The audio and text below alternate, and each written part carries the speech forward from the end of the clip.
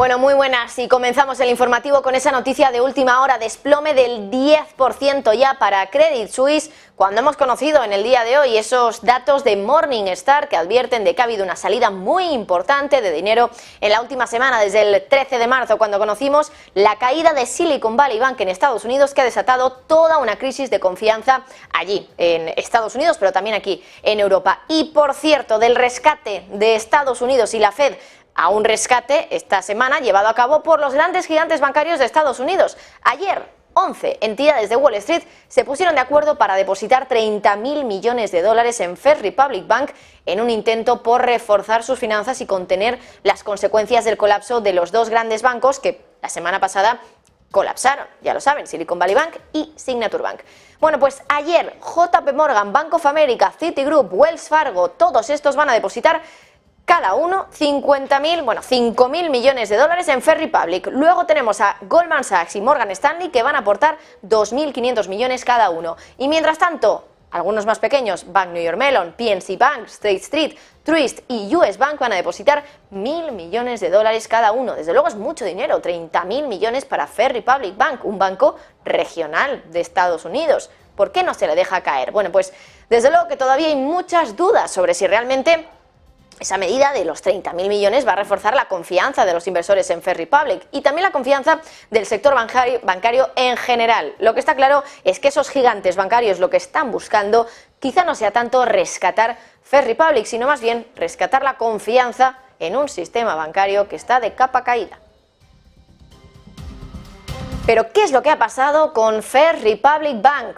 ¿Cómo de grave tiene que ser la situación y el miedo a su colapso como para que estos 11 grandes bancos se hayan puesto de acuerdo para poner aquí 30.000 millones, que no es una cantidad nada desdeñable? Bueno, lo primero que hay que decir es que si el miedo al contagio también arrastró a First Republic Bank, fue porque este banco tiene bastantes similitudes con Silicon Valley Bank, entre ellas su tamaño, su base de clientes, en gran parte adinerada, y que la gran mayoría de esos depósitos no están asegurados, es decir, son de más de 250.000 dólares. Es decir que First Republic Bank sufría pues básicamente el mismo pánico que Silicon Valley Bank respecto a las consecuencias de una posible huida para los depositantes. Pero si Silicon Valley Bank ha caído, ha sido por su modelo de negocio: financiación a empresas de capital de riesgo que estaban perdiendo dinero y que tenían una necesidad continua de efectivo. Pero sobre todo, el gran error de Silicon Valley Bank fue invertir tanto en bonos sin tener en cuenta el riesgo de las subidas de tipos de interés de la Fed. Y después de que el mundo entero se diera cuenta de que lo que estaba pasando en Silicon Valley Bank, bueno, pues era esto, el foco, desde luego, volvió a ponerse en aquellos bancos parecidos con una gran parte de sus depósitos no asegurados. Y aquí entraba First Republic Bank, que tenía más de 2/3 de los depósitos sin asegurar, por encima de los 250.000 dólares. La cuestión es: ¿cuál es el objetivo del rescate de estos grandes gigantes bancarios de Wall Street? Lo cierto es que la medida va a servir para restaurar la confianza en los bancos regionales y mostrar también que las firmas más grandes están dispuestas a poner su dinero a trabajar allí. Ayer mismo Yellen, la secretaria del Tesoro, dijo que esa muestra de apoyo de los grandes bancos demostraba la resiliencia del sistema bancario. Así que, como les decimos, parece que esos 30.000 millones es la factura que el sector bancario está pagando, no para rescatar a First Republic Bank, un banco regional que, bueno, quizá podría caer, pero desde luego no va a suponer un riesgo sistémico, sino más bien los 30.000 millones son para rescatar la confianza sobre la banca. Bueno, uno de los grandes gráficos de la semana ha sido el que van a ver ustedes ahora mismo en pantalla, el gráfico del balance de la Fed, pero algo ha pasado en los últimos días. Ahí ven que desde mediados de 2022 el balance no ha dejado de bajar de una forma relativamente estable, pero ahora ha pasado algo. En esa última parte del gráfico ven esa subida tan fuerte. De repente, en solo unos días, el balance de la Fed ha subido como un cohete. MarketWatch dice que el balance ha subido concretamente en casi 300.000 millones de dólares solo esta semana y hasta el 15 de marzo. Si se fijan, en solo una semana el balance ha subido tanto que ha eliminado los efectos del quantitative tightening, de la reducción de balance de los últimos 4 meses, más o menos desde principios de noviembre, para que nos hagamos una idea. ¿Cuál es el motivo de que haya esa subida tan elevada en el balance de la Fed? Bueno, pues cómo no, la crisis bancaria. Y es que según datos publicados por la Fed, los bancos de Estados Unidos han pedido prestados de la Fed 165.000 millones de dólares, de los cuales 153.000 millones vienen a través del programa de préstamos de emergencia, 11.900 a través del nuevo programa de financiación a plazo bancario con el que los bancos pueden prestar bonos a la Fed a la par, es decir, a su valor nominal, a cambio de dinero en efectivo para pagar a los depositantes. Así que, desde luego, que hay que estar muy pendientes a ese balance de la Reserva Federal, que llevaba mucho tiempo bajando, pero que ahora, de repente, con esta crisis bancaria, crisis de confianza en los bancos, se ha vuelto a disparar.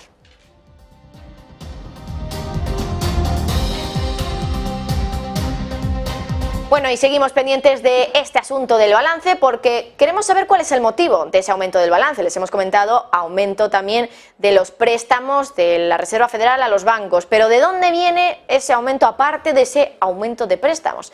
Alexis Ortega, desde Finagentes Gestión, nos decía hoy que la Reserva Federal no ha aumentado las compras de deuda y que el mercado de repo tampoco ha saltado. O en la compra de deuda pública, ese proceso no se ha alterado. Suele haber una especie de dinámica que empieza en el mercado de repos, ya pasó en el 2008, ya pasó en la última crisis también que tuvimos en el 2019 aproximadamente, en donde primero teníamos un aumento de las inyecciones vía repos y luego posteriormente la partida de lo que ellos llaman préstamos. En este momento prácticamente ni siquiera ha saltado el mercado de repos se ha quedado tal cual y sin embargo ha sido la partida de préstamos. Y por los datos que yo he visto hasta el miércoles de la semana pasada, hay que tener en cuenta que la crisis bancaria ha continuado después del miércoles y por lo tanto la semana que viene vamos a tener posiblemente mayores incrementos en estas partidas. Prácticamente los 300.000 que se han aumentado son en préstamos primarios al sector financiero, alrededor de unos 145.000 y el resto hasta los casi 300.000 son de fondos también de emergencia por parte de la Reserva Federal al sector financiero. Por lo tanto, de alguna manera lo que estamos teniendo es un poco un intento de resolver los problemas de liquidez. Primero se hacía con repos y luego con préstamos, ahora ni siquiera se ha hecho con repos, directamente se ha ido a préstamos directamente de la Reserva Federal a todos los bancos.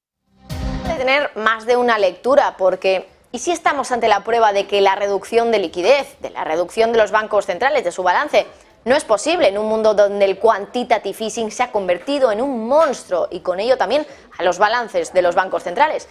Alexis Ortega nos recordaba que cada vez que se ha intentado reducir la liquidez, reducir los balances de los bancos centrales, desde que se empezó, por cierto, a engordar esos balances en 2008, en la crisis financiera, dice Alexis que siempre que se ha intentado hacer esto, nunca se ha conseguido reducir los balances de los bancos centrales y por eso el experto nos insiste en que nunca vamos a poder reducir la inmensa liquidez que ha puesto sobre la mesa en el sistema el mundo de los bancos centrales, porque en cuanto se hace, entramos en una crisis financiera como ahora.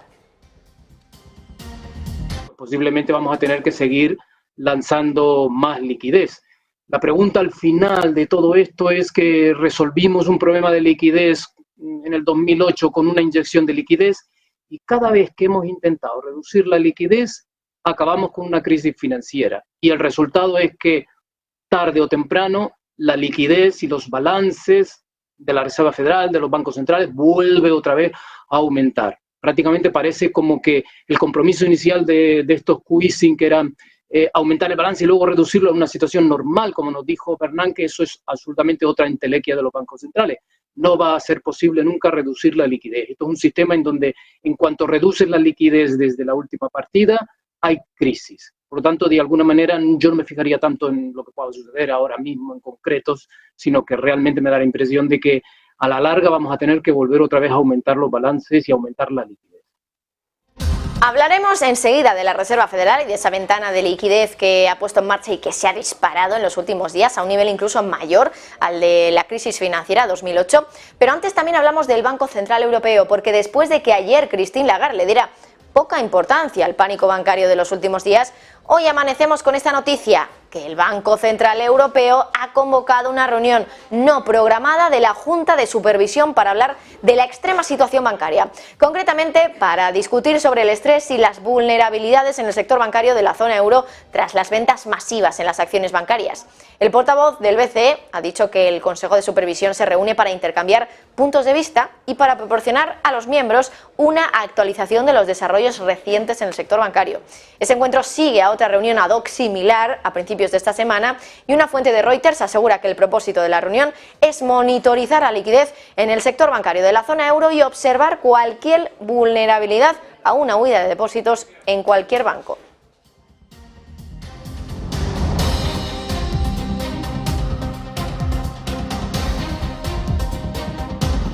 Y Credit Suisse en el día de hoy, por cierto, hablando de vulnerabilidades en el sector bancario europeo, cayendo un 11% prácticamente en una nueva jornada negra para este banco. Y antes de nada, vamos a volver al tema de la Reserva Federal y al tema de la liquidez que ha vuelto a poner en marcha esa máquina de hacer liquidez de la Reserva Federal por esta crisis bancaria, precisamente, entre otras cosas, con esa ventana de liquidez que ha abierto para el sector bancario y que se ha disparado tanto que nunca antes habíamos visto niveles tan elevados, ni siquiera en la crisis financiera de 2008. Javier del Valle, tú has estudiado un poquito más a fondo el tema, cuéntanos qué es lo que está pasando y por qué se ha disparado tanto esa ventana de liquidez.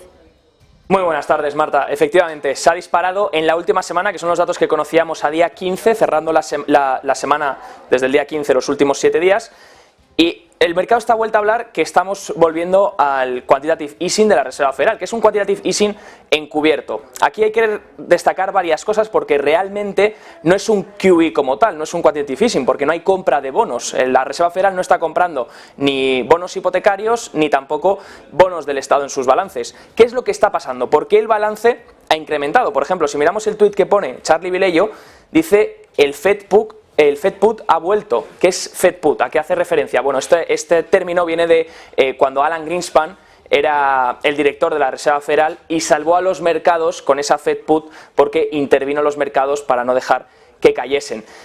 Esto es lo que se está especulando que está pasando con la Reserva Federal tras todo el lío que se ha ocurrido con los grandes bancos y con lo que está cayendo también con Silicon Valley Bank y con Credit Suisse, aunque eso es del otro lado del charco. Sea como sea, vemos esta imagen. Cómo el balance ha vuelto a incrementar y cómo elimina todo lo que se había hecho desde abril. Por tanto, esa reducción del balance que había hecho la Reserva Federal, dejando que venzan los bonos y no reinvirtiéndolos, porque es por ahora lo que está haciendo, no está vendiendo en mercado bonos, está dejando que venzan y no reinvirtiéndolos, esa reducción del balance que poco a poco ya era progresiva, se ha eliminado lo que se había conseguido desde abril en tan solo unas semanas, porque incrementa 297.000 millones el balance. ¿Y cómo puede ser que el balance incremente si no está habiendo compra de bonos, si no está habiendo ese QE, ese quantitative easing que tanto se dice que ha vuelto? Bueno, tenemos que mirar exactamente de dónde proviene este incremento de liquidez, ¿no? Este incremento al balance. Básicamente, si miramos el apartado, nos dice Charlie Vilello, y cogemos el referencial a fecha 15 de marzo de 2023, vemos que el apartado de bonos del Estado y hipotecarios no ha incrementado, de hecho ha decrecido. ¿Dónde es la categoría que ha incrementado? Bueno, la categoría de préstamos, que incrementa unos 303.000 millones. ¿Por qué incrementa esta categoría? Bueno, tenemos que entender que dentro de aquí tenemos varias subcategorías. La primera es la ventana de descuento que ofrece la Reserva Federal. ¿Qué es la ventana de descuento? Ahí es donde accede, se denomina así porque era una ventana donde accedían los principales bancos para pedir ayuda a la Fed, que recuerden es el último recurso disponible para los grandes bancos. Y esta ventana de descuento lo que ofrece es liquidez para los bancos a cambio de colateral.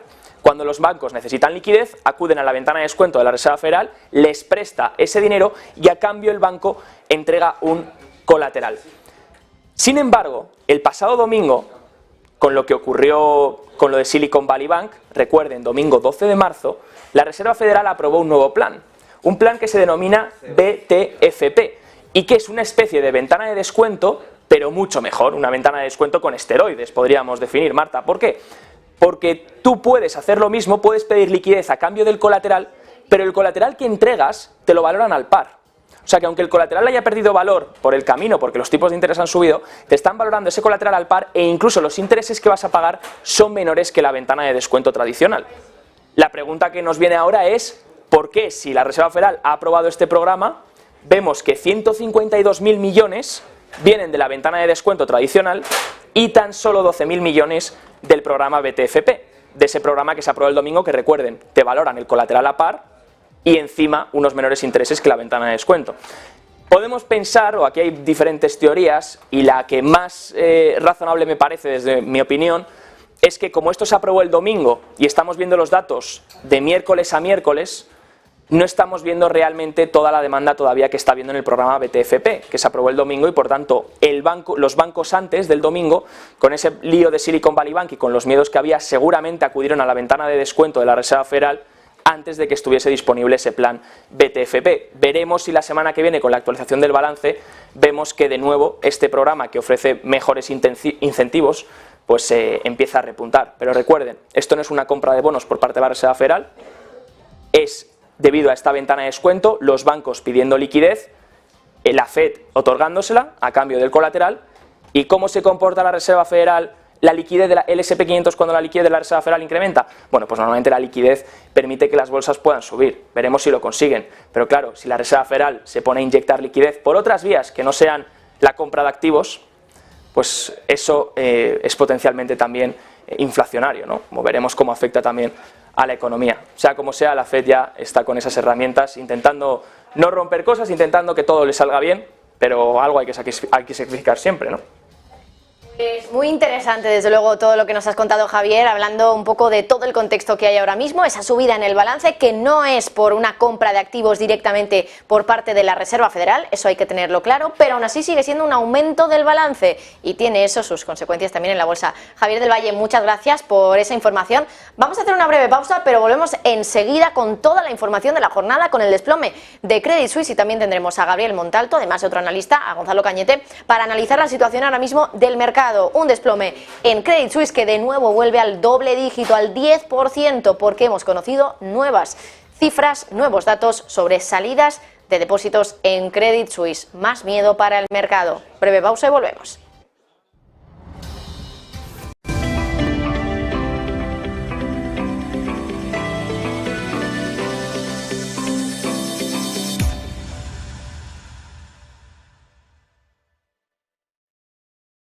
Ven al Torreón, estamos en El Pardo, un espacio único en plena naturaleza. Disfruta de momentos de desconexión mientras saboreas la mejor gastronomía. Disponemos de 7 amplias terrazas y salones para todo tipo de eventos. Degusta nuestros exquisitos platos acompañados de una selecta bodega de vinos. A tu servicio, un gran parking y zona infantil. Abierto los 365 días del año. Cocina ininterrumpida desde las 10 de la mañana hasta las 12 de la noche. Haz tu reserva.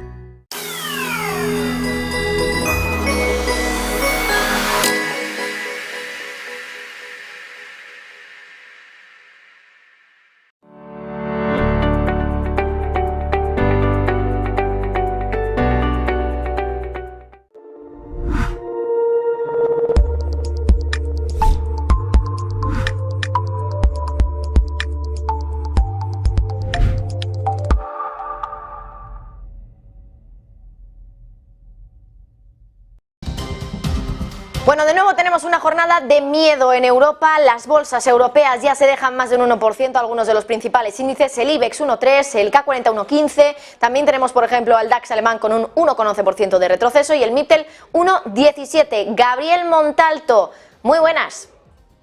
¿Qué tal, Marta? Muy buenas, ¿cómo están? Bueno, Gabriel, sé que no estás muy allá de la voz, así que tampoco te molestaremos demasiado tiempo, pero queríamos preguntarte cómo estás viendo la situación del mercado ahora mismo y también especialmente Credit Suisse. Acabamos de conocer datos, cifras sobre nuevas salidas de depósitos, unas salidas que están haciendo de nuevo que vuelva al pánico respecto a este banco, a pesar de haber conseguido ese rescate, entre comillas, del Banco Central de Suiza con esos 54.000 millones de préstamo para el banco. ¿Cómo ves la situación? Porque de nuevo tenemos miedo en el mercado y además hoy con la cuádruple hora bruja, que me imagino que algo estará afectando, ¿verdad? Sí, de hecho lo está afectando todo. La cuádruple hora bruja está afectando completamente todo. Los vencimientos en Europa comenzaban ahora a las 12 del mediodía aproximadamente, duran hasta las 5 o 6 de la tarde. Eso trae volatilidad. El Wall Street comenzó eso de las 2 de la tarde y también hasta las 6, 7 de la tarde se van a extender, por lo tanto vamos a tener volatilidad. El Standard & Poor's ya tocó los 4.000 de vencimiento que tenía para hoy y ahora estuvo buscando la zona de 3.950. Y por el lado de Credit Suisse, aquí lo tenemos, 1,83 cayendo 9,30. Es cierto que esto trae miedo, pero por más de anuncio del rescate, hasta que no entre el dinero, no se va a estabilizar el precio. Por lo que ahora lo tenemos en 1,83 y vamos a ver si es capaz de sostener la marca del 1,60, sobre todo porque la caída es muy, muy grande. Otro título que creo que puede ser importante es justo First Republic Bank, porque fue la última que se sumó a estas caídas por parte de la banca también afectada, y vamos a ver también si las noticias que han estado viniendo para First Republic Bank también ayudan. Lo de Credit Suisse era una muerte anunciada ya desde hace meses, y el contagio como tal ahora ya no es tan fuerte como lo fue el lunes, martes y quizás miércoles de esta semana pasada. Y hoy con los vencimientos, lo dicho, hoy es el vencimiento o los vencimientos más importantes del año. A partir de aquí se define lo que va a pasar en los siguientes 6, 7 y hasta 8 meses probablemente con los mercados. Que en mi caso, creo, según una estadística que mostré ayer en el cierre, pudiera todavía ser bueno para los alcistas. Como siempre, muchísimas gracias, recupérate y a ver si los mercados también se recuperan. Un placer hablar contigo, Gabriel, y nada, que pases buen fin de semana. Hasta luego. Y Javier del Valle, estás pendiente también de un dato de última hora que acaba de salir en Estados Unidos, producción industrial. ¿Cómo ha sido el dato y cómo va a afectar también a Estados Unidos, que por cierto abre en 3 minutitos? Efectivamente, Marta, acabamos de conocer la producción industrial. Recuerden que en los últimos meses sí que venía cayendo en términos intermensuales. El último mes sorprendió aguantando en 0%, ni subía ni bajaba en el mes. Y ahora ha salido este mes también en el 0%. Ni hay mejora ni hay empeoramiento. Se mantiene en el 0% con respecto al mes anterior, por tanto, misma producción industrial que el mes anterior, el mes de enero. Y nos mantenemos con el pronóstico era un 0,2%, por tanto no se consigue este pronóstico, y recuerden, el anterior dato que conocíamos, un 0% también. Si miramos en términos interanuales, el cambio anual sigue negativo, sigue bajando un menos 0,25% la producción industrial si lo miramos de un año para otro, mientras que el anterior dato sería de 0,79%. Así que una producción industrial que se mantiene todavía, no empeora, pero que se mantiene todavía débil, Marta. Pues Javier del Valle, muchísimas gracias como siempre, y nosotros enseguida vamos a darles la apertura de Wall Street en 2 minutos en cuanto abra, pero seguimos pendientes de Credit Suisse porque mientras tanto los mercados siguen intentando casar a UBS con Credit Suisse. Sin embargo, parece que estos dos bancos han descartado la fusión y que quieren seguir con la línea de liquidez. UBS ha dicho, de hecho, que prefiere centrarse en su propia estrategia independiente, centrada en la riqueza, y además se muestra reacio a asumir riesgos relacionados con Credit Suisse. José Antonio Bizner, cuéntanos. Muy buenas, es la opción más sonada, pero sin embargo no consigue coger cuerpo. UBS ha vuelto a decirle al gobierno suizo que no quiere la operación de manera además forzada en la absorción de Credit Suisse. La propia Credit Suisse también ha dicho que las líneas son ahora mismo abiertas y el salvamento que se le ha pedido por parte de Credit Suisse al gobierno son suficientes para ahora mismo sobrellevar la situación.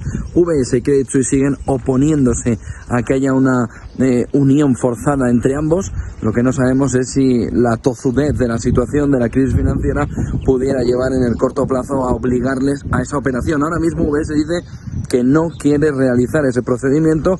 Dicen que la misión del gobierno está en a garantizar esa liquidez y los problemas financieros dejarlos a un lado, por lo que ahora mismo la solución no sería precisamente forzar una unión entre ambos bancos. Sin embargo, sí que se estaría planificando por parte del gobierno suizo la manera en la que la unión de las dos entidades podría hacerse si las dificultades hubieran o podrían aumentar en los próximos días, en las próximas semanas. Ese escenario en el que ya está trabajando el gobierno de ver de qué manera el gobierno suizo se podría hacer esa operación, ahora mismo está descartada tanto por UBS como por Credit Suisse, entendiendo que el movimiento de liquidez dado por el Banco Central Suizo sería ahora mismo más que suficiente.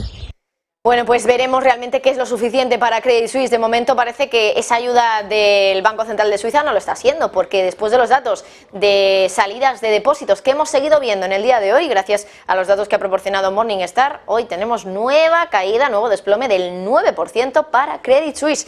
Pero también es interesante ver ¿Qué es lo que están diciendo los expertos respecto a lo que está pasando con el banco suizo? Y sobre todo es interesante ver qué está diciendo el Dr. Doom, el economista Nouriel Roubini. En una entrevista en Bloomberg esta semana, el Dr. Catástrofe, conocido así por predecir la crisis subprime en Estados Unidos que llevó al crash financiero de 2008, ha advertido ahora de que Credit Suisse podría ser demasiado grande para quebrar, pero también demasiado grande para ser salvado. Dice que no está claro que, a diferencia de Estados Unidos, el sistema federal suizo tenga suficientes recursos para diseñar un rescate, y lo que ciertamente necesitan, dice, es más capital. La pregunta es si obtendrán ese capital o no, y de lo contrario, dice, pueden suceder cosas malas.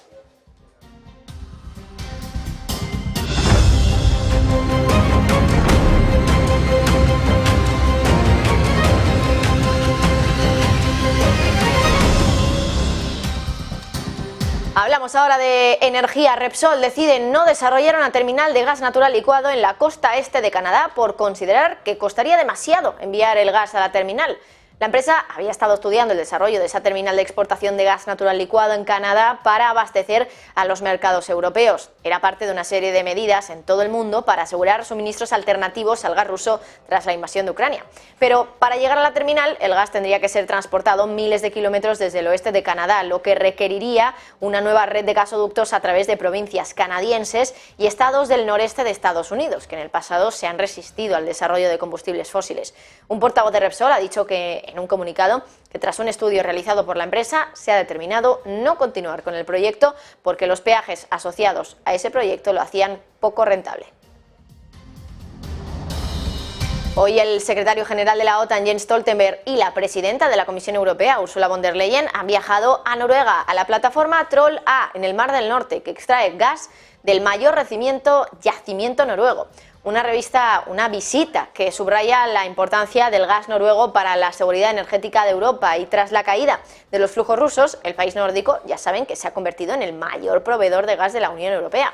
Stoltenberg y von der Leyen han discutido sobre la protección y la resistencia de las infraestructuras críticas y el suministro de gas a Europa con el primer ministro y también con el consejero delegado de Equinor. Bueno, y allí han dado una rueda de prensa von der Leyen y Stoltenberg. La presidenta de la Comisión Europea ha dicho que Putin ha intentado chantajear a Europa, un mensaje que ya ha venido diciendo en otras ocasiones y que básicamente es más de lo mismo. Pero ha dicho también que Europa necesita amigos y aliados como Noruega, que dice que tanto les ha ayudado en la crisis energética incrementando su producción. Bueno, hay que recordar que al final Europa está beneficiando también a Noruega en este sentido, dándoles más dinero con la venta de más gas. Vamos a escuchar lo que ha dicho von der Leyen. Putin tried to blackmail the European Union by cutting us off a Russian gas supply, 80%, an equivalent of 100 billion cubic meter of gas that Putin has stopped going to the European Union. And in that time, we needed friends and like-minded partners to step up, and that's what Norway did. Norway increased its production and helped us in a critical time. It increased the production from 78 billion cubic meter to 90 billion cubic meter, and this really helped us through the winter. We're grateful for that, and we're very happy to hear that in the years to come we will maintain this high level of support. Bueno, von der Leyen también ha puesto de manifiesto la vulnerabilidad de las infraestructuras críticas en Europa y dice que por eso la Unión Europea ha decidido trabajar de forma conjunta con la OTAN para detectar vulnerabilidades, pero no solo en el sector energético, dice que también en el digital y en el espacial. ¿Recuerdan todo lo que pasó con el globo espía chino que puso de manifiesto que había que proteger también el espacio? Bueno, pues ahí lo tienen. El objetivo es aumentar, dice von der Leyen, la conciencia sobre cuáles pueden ser las potenciales amenazas. Critical infrastructure is of critical importance to all of us, and we have decided to start together with the EU-NATO joint task force to protect the critical infrastructure, to look at our vulnerabilities, for example at vulnerabilities in the energy sector or the transport sector, but also digital and space is important. It is first of all about having a mutual awareness about what the threats are, a common analysis about the strengths and the weaknesses, and then to develop together a different solution for better protection. And as I said, as we have different angles with which we look at different theaters, joining forces, of course, widens our possibilities to protect our critical infrastructure. Bueno, habrán podido también ver ahí a la derecha a Stoltenberg, al secretario general de la OTAN, que ha dicho que la infraestructura en la que están ahora mismo, en Noruega, es de vital importancia y ha dicho también, anunciado que van a aumentar el intercambio de información de inteligencia para garantizar la seguridad de esa planta que tanto gas da a Europa. This infrastructure is extremely important, it's vital, but that makes it also vulnerable. Not least because of the sheer size. We speak about thousands of kilometers of pipelines, gas and oil, but also other kinds of internet cable, power cables. So in totality, this is an enormous amount of infrastructure. Meaning that, of course, we cannot protect every meter of this infrastructure at every time. But what we do is that we have stepped up what we do when it comes to exchanging intelligence information, more closely monitoring the infrastructure. Then we have increased our presence with more military capabilities, and then the plan is also now to exercise more to be able to react fast if something happens. Hablamos ahora de geopolítica, porque Rusia mantiene que respalda la extensión del acuerdo del grano, sí, pero solo por 60 días y no 120 como pide Ucrania. Así lo ha indicado hoy el portavoz del Kremlin, Dmitry Peskov. Una posición que choca con Ucrania, como les decimos, pero también con Turquía y con Naciones Unidas, que son los mediadores. Marta Isen, ¿qué es lo que ha dicho Rusia al respecto? Rusia mantiene que respalda una extensión del acuerdo del grano, pero solo por 60 días. Así lo ha indicado hoy el portavoz del Kremlin, Dmitry Peskov, una posición que choca con la de Ucrania y con la de Turquía y Naciones Unidas como mediadores. Y es que el acuerdo solo puede extenderse, como mínimo, por 120 días, motivo por el que Ucrania estos últimos días ha calificado de ilegal la propuesta de Rusia. El Kremlin pide que los productores rusos puedan exportar más alimentos y más fertilizantes al resto del mundo, pero señala que las sanciones occidentales lo impiden. Y aunque no existen unas sanciones específicas a las exportaciones agrícolas, Moscú argumenta que otras restricciones vigentes provocan que los bancos, las aseguradoras y los transportistas internacionales se muestren reacios a hacer negocios con sus exportaciones. Naciones Unidas y Turquía han respaldado a Ucrania al pedir esa prórroga mínima de 120 días, ya que se considera que ese intervalo de tiempo es el mínimo que permite la exportación segura de granos desde varios puertos ucranianos del Mar Negro. El pacto vence mañana, este sábado, día 18 de marzo. El tiempo apremia y el no alcanzar una postura común para extender el acuerdo generará más tensión respecto al temor de una crisis de seguridad alimentaria mundial. Y Alemania está advirtiendo a Ucrania y a Occidente de que hay que estar preparados para un conflicto prolongado. El canciller alemán Olaf Scholz ha señalado que el gobierno de Kiev va a necesitar garantías de seguridad después de que termine la guerra. Eva Villanueva. El canciller alemán Olaf Scholz ha señalado que el gobierno de Kiev, que Ucrania necesitará garantías de seguridad después de que termine la guerra. Son declaraciones que ha ofrecido el germano en declaraciones al diario Handelsblatt, pero en las que ha ido más allá. Y el jefe del gobierno de Berlín ha señalado además que tanto Ucrania como sus socios tienen que estar preparados para un conflicto prolongado. En cuanto a la discusión sobre la forma de las garantías, asegura que se están desarrollando y debatiendo desde hace meses, pero subraya que para eso, para concretarlas, primero debe haber un fin de las hostilidades y una retirada de las tropas rusas. Y ya saben, tenemos ya fecha para la visita de Xi Jinping a Rusia. Va a ser la próxima semana, el 20 de marzo hasta el 22, es decir, desde el lunes hasta el miércoles.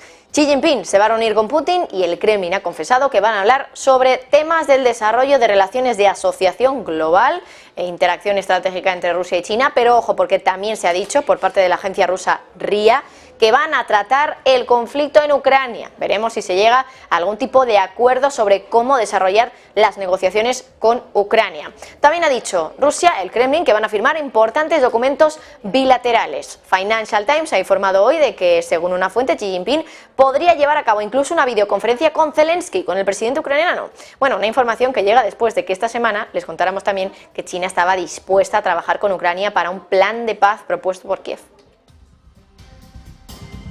Bueno, y el portavoz del Kremlin, Dmitry Peskov, también ha confirmado esa reunión. Peskov dice que ese esperado encuentro entre Putin y Xi Jinping, que va a comenzar el día 20 por la tarde, el lunes, va a hacerlo con un almuerzo informal. ¿Qué otros detalles ha dado Peskov sobre esa reunión, Eva?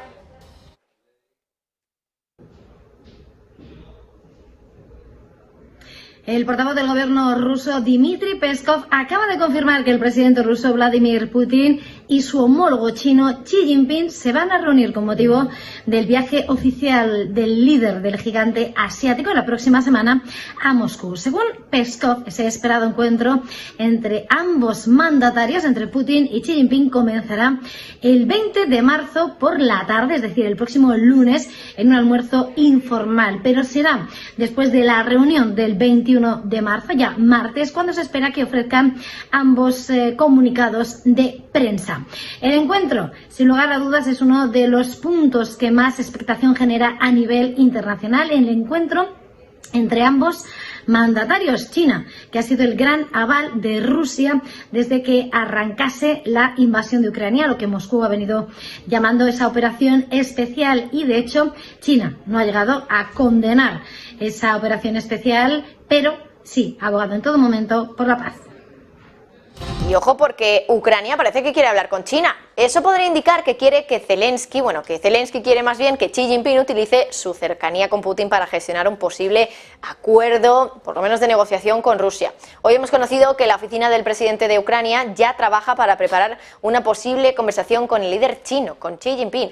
El portavoz del presidente ucraniano, de Zelensky, ha dicho que todavía no hay acuerdos específicos sobre esa conversación, pero que el tema en particular ha sido discutido por los ministros de Exteriores de Ucrania y de China, y que dice que, por lo tanto, pues el trabajo para llevar a cabo esa conversación está en curso. Y China, por cierto, ha insistido hoy en que va a desempeñar un papel constructivo para promover conversaciones de paz en Ucrania.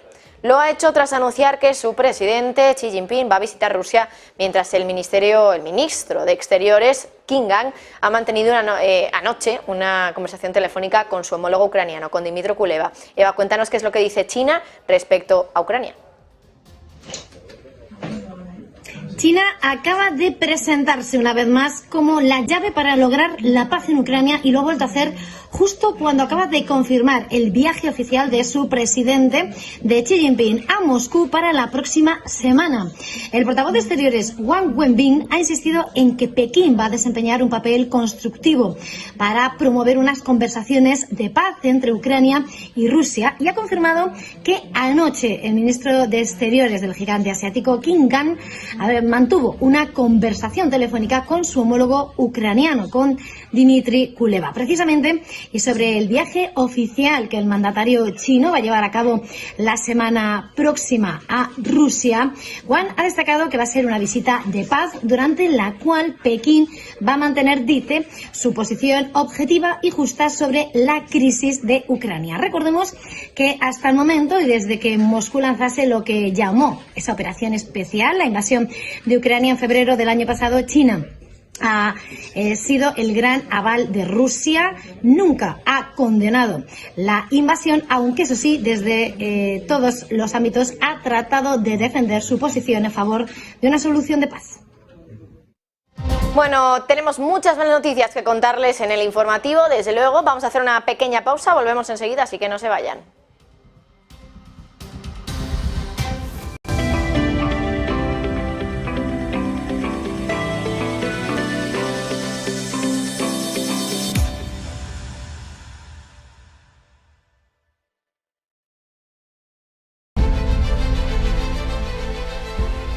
No puede volver atrás y cambiar el principio, pero puede comenzar donde está y cambiar el final. En Luna Sevilla queremos ser su asesor financiero de referencia para mejorar su presente y su futuro patrimonial, prestando nuestros servicios como agentes de Caser Asesores Financieros. Somos una empresa con una clara apuesta por la formación de calidad, la información transparente y objetiva, y por el asesoramiento financiero personalizado y continuado. Visite nuestra web lunasevilla.es o llame al 91 762 3442.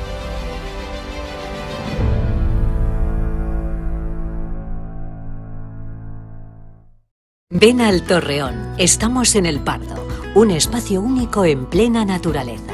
Disfruta de momentos de desconexión mientras saboreas la mejor gastronomía. Disponemos de 7 amplias terrazas y salones para todo tipo de eventos. Degusta nuestros exquisitos platos acompañados de una selecta bodega de vinos. A tu servicio, un gran parking y zona infantil. Abierto los 365 días del año. Cocina ininterrumpida desde las 10 de la mañana hasta las 12 de la noche. Haz tu reserva.